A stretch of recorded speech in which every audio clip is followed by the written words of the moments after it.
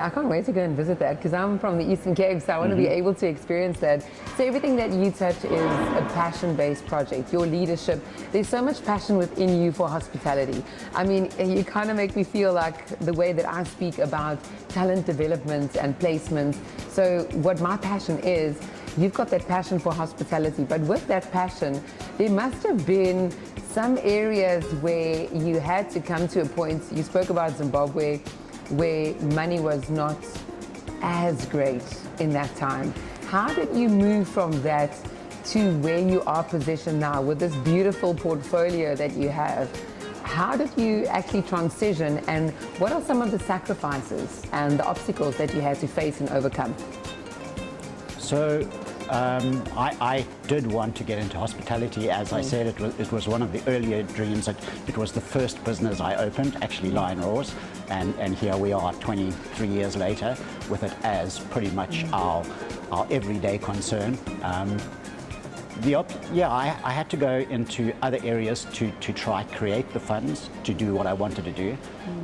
For me, it was particularly property development, and I loved property development, but I never got the real richness of you go in, you develop a property, you either give it away to your tenant and it's their baby then, or you sell it and you move on. I really wanted something that you could continue to grow every day, and that all of your efforts accumulated together and created something. So actually it was crisis that forced my hand into it. We had a really successful run in property development in the early 2000s, and then the 2008 crash hit. And suddenly, where finance was freely available, the banks didn't want to talk to anyone, there was nothing available.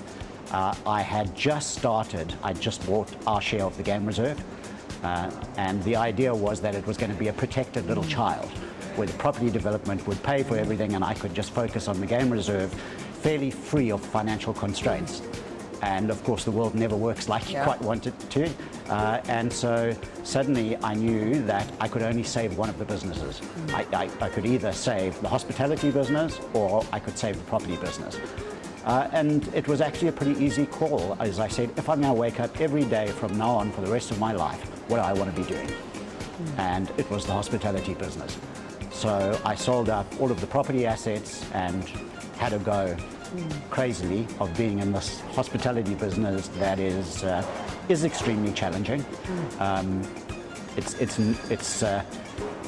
are a lot of obstacles to overcome to build a portfolio, but I've loved every moment of it, and I've done it with Jules, and I think that's the other key is we're able to leverage off each other.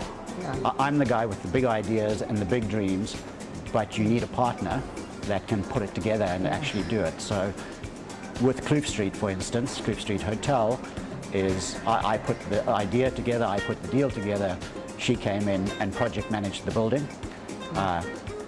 Brick by brick, she knows every piece of steel that was put in this building, managed all of that. And then incredibly, with a skill set that then she created the atmosphere. You know, she created the softs, which is a very unusual combination for a person to have the discipline for project management and the artistic flair then to create the interior spaces.